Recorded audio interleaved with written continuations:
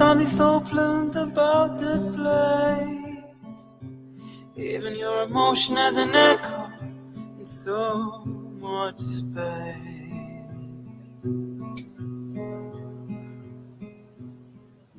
And when you're out there without care, I was out of tune.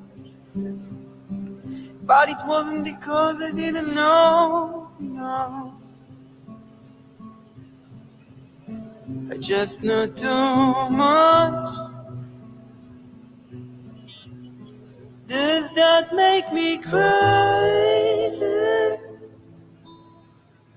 Does that make me crazy?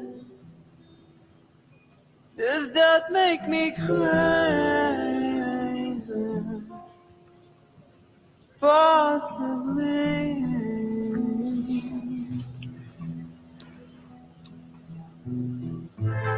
And I hope that you're having the time of your life. Think twice. That's my only advice.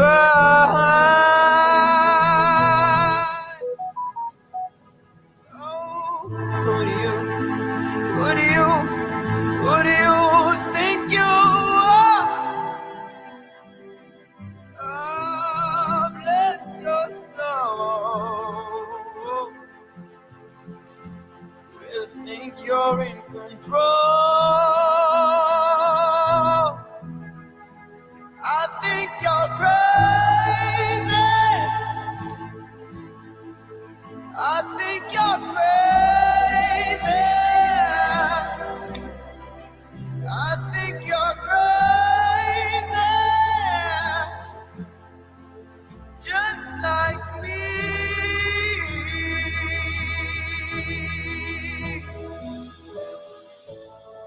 My heroes had the heart, lose their lives out on the land. And all I remember is thinking I want to be like them. Oh, yay! Ever since I was little, it looked like fun. Hello, everybody. Beautiful Saturday morning. Hope you guys are well. Guys, tell me in the comments below.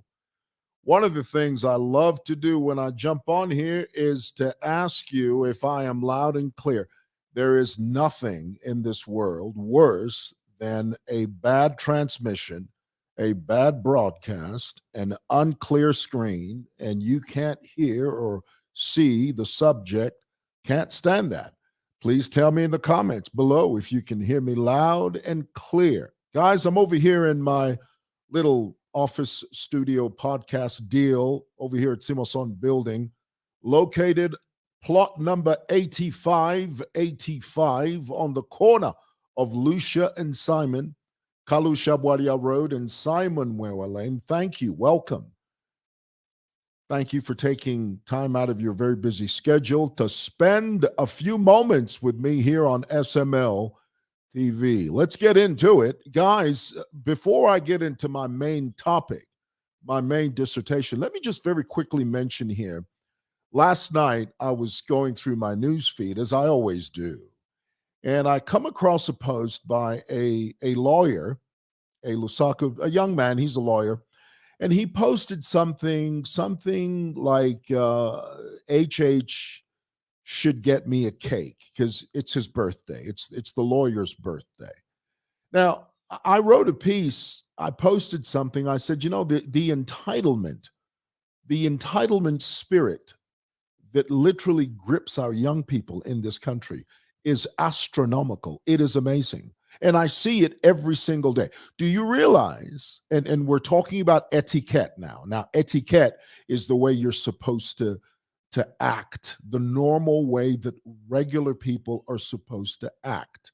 There's a certain way that you're supposed to act. There's a certain way you speak. There's a certain way you talk. There's a certain way you walk. It's called etiquette. Most Zambians, by and large, and I say this because I'm almost 50. I'm past the 50-year-old mark, so I've lived a few years, and I know what I'm talking about. This is not my first rodeo. What I see on a regular basis is that most Zambians do not have etiquette, proper etiquette. For example, if you're standing on the side of the street and you're speaking to someone, a third person will simply butt into the conversation and start talking. They'll just bula keeler. In Zambia, we say bula keeler. To bula keeler means to intrude. They just become intrusive. They'll just join the conversation without saying, excuse me, or if they want to talk to you, instead of saying, excuse me, when you're done speaking to that person, can I stand over there and wait for you? And then maybe you and I can talk. Not in Zambia, honey. In Zambia, we just bula keeler. Umuntu ayisa na mona tulenda no munobe. Ayisa fi mukomse. Hey, shani mamdala chan. Achan. So the umuntu paying no attention to the other person that you're speaking to. It's a lack of etiquette. In the same vein, by the same token, there is a sense of entitlement. Instead of someone saying politely, Mr. President, would you please get me a cake? That's asking politely. Because, the two words that do not exist in Zambian vocabulary is please and thank you. I mean, people just don't say please anymore. They don't. People don't say thank you. And this is one of the reasons I was very impressed. I was a guest of honor at a school called Shakespeare. It's a local school here in Zambia. Do you know what they teach, among many other things? They have a class on etiquette, the way you firmly shake someone's hand. Do you know that there's a science to that? That there's a way that you can confidently stand in front of someone, shake their hand confidently. People don't know how to shake people's hands. There's a class at Shakespeare School that teaches you how to say, yes, please, thank you, excuse me. There's a class at Shakespeare School that teaches you how to properly introduce your friends to your colleagues. People don't know how to do that. And it's sad. It really is. So I think that we as a people, we need to begin to inculcate, we need to begin to foster and cultivate this idea of proper etiquette. Just say, please, thank you, yes, madam, yes, sir. Not if you young people don't even know how to talk to young girls. Young men think that it's sexy and it's suave, it's debonair to see a young girl walking past and saying things like, "Iwachi sister, iwe.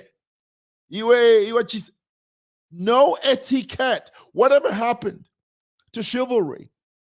Honestly, really, I think in this country, chivalry is dead. Chivalry. You know what chivalry is? The simple act of being a man opening a door for a woman, a man stepping aside for a woman and saying, please proceed, madam, please go ahead. Chivalry in this country is dead. Young people don't know how to talk to girls. They don't, and young people don't know how to approach a girl and ask her for a number. They don't. Everything is aggressive. Everything is overbearing. And I think it's wrong. I really do. I think we need to get back to the values of proper etiquette. All right, I thought I'd share that with you very quickly. And then, of course, you can give me your opinion on that. And somebody says here, and I agree with this, it says it begins in the home. This is a huge component. This is massive, very big. It begins in the home. I agree with that. I do. All righty, guys, let's talk about this. I know the issue of Barotseland has been a contentious one for many, many years, since 1964. Now, to bring you guys up to speed, for those of you that do not know what Barotseland is basically a region in the western part of the country, in the western part of Zambia. That western region there, parts of Zimbabwe, Namibia, all that, there's an area, region there called Barotseland. Now, many of you know that in 1964, May the 19th, to be exact, 1964, Dr. Kenneth Kaunda, the Lutunga. Now, the word Lutunga, let me break it down here for you. Lutunga simply means king or leader or keeper. The Lutunga of Barotseland back then in 1964, along with Dr. Kenneth Kaunda, who was serving as Prime Minister of Northern Rhodesia, along with another gentleman from England, I think his last name was Sandys, they signed an 8-page agreement. The Barotseland agreement is only 8 pages. You can search it on the internet. It's there. It's 8 pages. It's very clear. It's very concise. There's no ambiguity about that agreement. It's clear. It's 8 pages. And basically the gist and the spirit of the document was basically saying, and here, let me highlight the most important component of the agreement. Of course, you can argue different points of the agreement, but the meat, the substance of this 8-page document that people refer to as the Barotseland Agreement, 1964. This is the meat. It basically says here, and I'll read it for you. It says, and whereas it is the wish of the government of Northern Rhodesia and of the Lutunga, the king of Barotseland, his council and the chiefs and the people of Barotseland, that Northern Rhodesia, now remember, before Zambia was called Zambia, it was called Northern Rhodesia, pre-1964, before 1964, that Northern Rhodesia should proceed to independence as one country, and that all of its people, okay, that includes you, it includes me, it includes the Bembas, the Tongas, the Lozis, the Luales, all of its people should be one nation. The Barotseland Agreement, 1964. That is the gist. That's the spirit. That is the bulk. That is the meat. That, my brothers and sisters, is the substance of the Barotseland Agreement. Now, the problem is that through the years, a few chiefs from the West have called for the secession. Secession. Now, some of you don't know what secession is. Let's break it down. Secession simply means to break away. Some chiefs over the years have called for the breaking away of that western part of the region, and they've called for that breakaway so that it can lend passage to an independent state. Now, according to the pushers of this idea of secession, according to them, you know, they feel that Zambia violated the agreement. What violation? We are now one people. We are now one country. So anyone that calls for secession, anyone that calls for secession, and I'll say it this way, I'll say those that are calling for secession are calling for conflict. Guys, we're in 2024. It's not 1964 anymore. That was a different time. It was a different era. It was a different period. It was a different time in our history. We are now in 2024, and we must hold fast to that idea for us to push towards a more perfect union. And we can't have a more perfect union if we're sitting here bickering, arguing, and fighting on issues of, well, you violated the agreement. What violation? We are one people. That's the focus. We are one people, one nation, one Zambia, indivisible under God. You must understand that. And besides, guys, who the heck Who the heck in this day and age, who wants to deal with secession? I don't want to deal with that.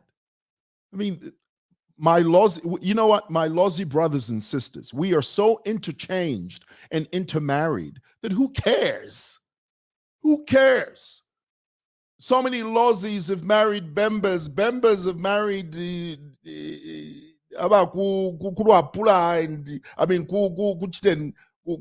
Southern Province. It's all we're a hodgepodge. We are a melting pot of an amazing nation.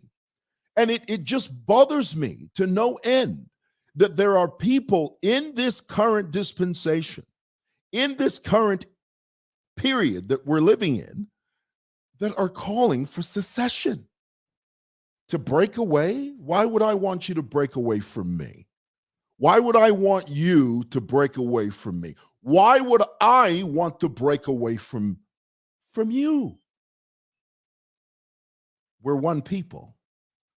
And this is what HH meant when he said that.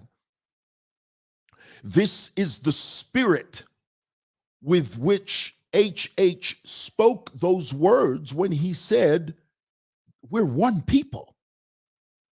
Because it's embedded in that 8-page document, black and white, on Her Majesty the Queen's stationery over there in London, 1964. One people, one nation, indivisible under God. That's a great deal.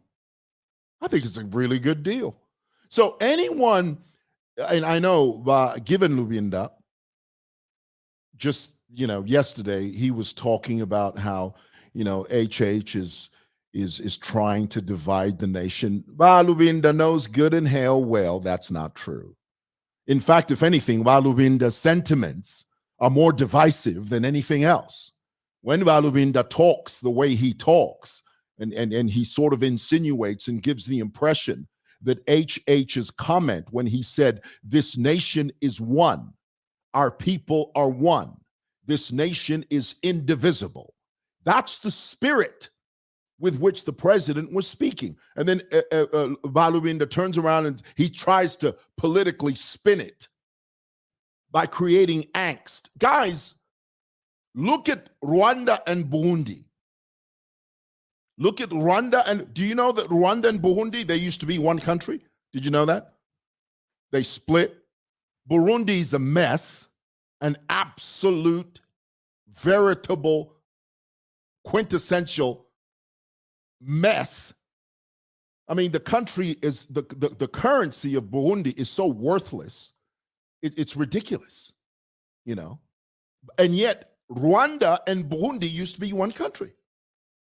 Whenever you have conflict that calls for division, in my view, especially in this context, where some people are calling for the secession of Western Province and calling it Barotseland, I think you're being disingenuous. You need to pull your head out of the clouds. You need to wake up and smell the coffee and tell yourself, look at yourself in the mirror and say, that's not Barotseland. That's Zambia now. It was Barotseland pre-1964. It's no longer Barotseland. It's Western Province, and it's a part of this nation, and it will remain so until the people of Zambia wake up and realize it will never change. Accept that. Embrace that. Teach your children that. Come on, guys. Now, I know there are many of you that are sitting there and you're thinking, well, I think you're oversimplifying the issue. No, you're oversimplifying it. When you simply walk away and say, well, the agreement was violated. Ain't nothing was violated. We're one people, one Zambia. And we will always sing that. At the risk of sounding repetitive, we will always sing that. One Zambia, one nation. That's where that was birthed out of. Where do you think that phrase came from? You think Dr. Kenneth Kaunda just woke up one morning and say, you know what? I think this sounds good. I think if we have this mantra if we sort of teach our people that we're one nation, one Zambia, I think this would look really good on print. No, man, it was a deliberate architectural approach to uniting the nation, to uniting the country. So here it is, 52, 53, some odd years later, we're still talking about secession, breaking away. No, man. One people, one nation. Read it and weep.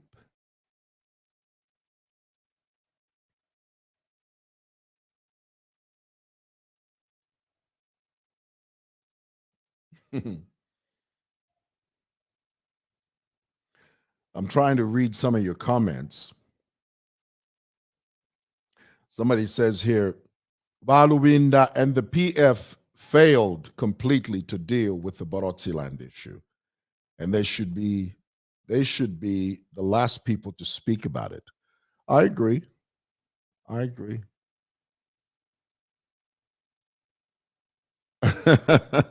Somebody says, follow me for the real history, not these lies. What lies? I've read the document. It's a simple, it's not complex. And you don't have to be a lawyer to ascertain the contents of the document.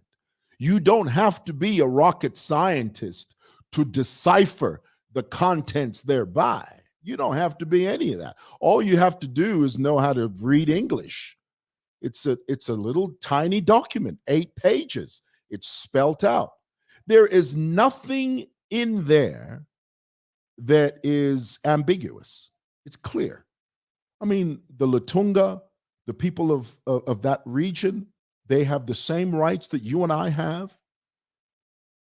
Development goes to Western Province in the same way that it goes to South and the East and the North.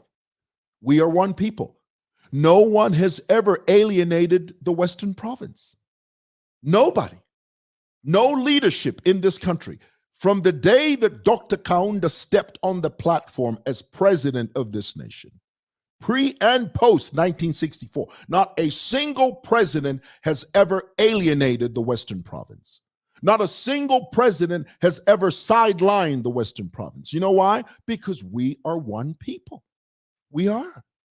And for this person here to say, follow me and not these lies, what, you have a different document from the document that we all have? Because it's the same document.